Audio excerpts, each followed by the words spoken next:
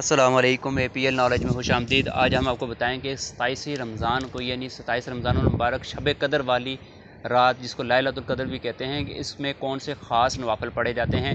تو سب سے پہلے میں آپ کو 2 نوافل بتاؤں گا۔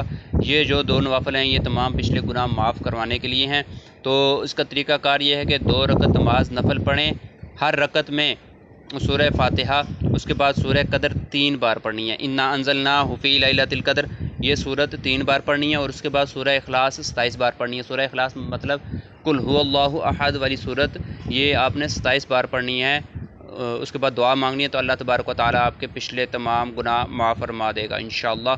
اور پھر اس کے بعد 4 رکعت نماز نوافل کا بھی آپ کو طریقہ بتا دیتا ہوں۔ یہ موت کی سختی کو آسان کرنے والی اور عذاب قبر سے انسان محفوظ ہو جاتا ہے۔ تو 4 رکعت نماز نفل پڑھنے ہیں، 2 کر کے پڑھنے ہیں۔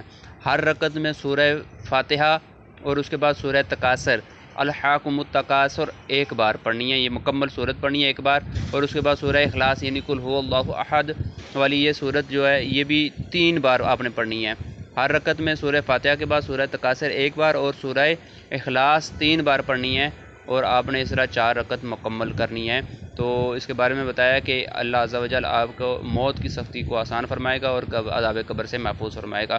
اور ایک اور 4 رکعت نماز نفل کا طریقہ بتا دیتا ہوں، وہ یہ ہے کہ 4 رکعت نماز نفل اکٹھے پڑھنے ہیں آپ نے۔ پہلے 2 کر کے پڑھنے تھے، اب یہاں پہ 4 رکعت نماز نفل آپ نے اکٹھے پڑھنے ہیں۔ ہر رکعت میں سورہ فاتحہ، اس کے بعد سورہ قدر 3 بار پڑھنی ہے۔ سورہ فاتحہ کے بعد سورہ قدر 3 بار پڑھنی ہے، اور پھر سورہ اخلاص 50 بار پڑھیں۔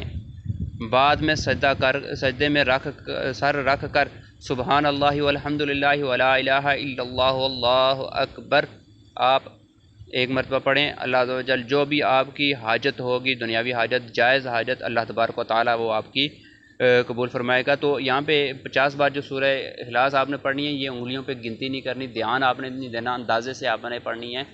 اب یہ ہے کہ نوافل جو ہیں وہ صاحب ترتیب لوگوں کے لیے ہوتے ہیں۔ ہم جیسے لوگوں کے لیے جن کی نمازیں باقی رہ جاتی ہیں یا قضا ہو جاتی ہیں، تو ایسے لوگوں کے لیے نوافل نہیں ہوتے، جو نمازیں قضا ہو گئی ہیں وہ پڑھنی ہوتی ہیں، تو اس کا زیادہ فائدہ ہوتا ہے۔ جو نوافل پڑھتے ہیں اس کا کم فائدہ ہوتا ہے۔ ویسے بھی رمضان المبارک میں ایک فرض کا ثواب 70 گنا بڑھا دیا جاتا ہے، تو کوشش کریں نوافل پڑھنے کے بجائے اگر آپ کی قضا نمازیں رہ چکی ہیں تو وہ قضا نمازیں آپ ادا کریں۔ اللہ تبارک و تعالیٰ ہمیں نماز کا پابند بنائے۔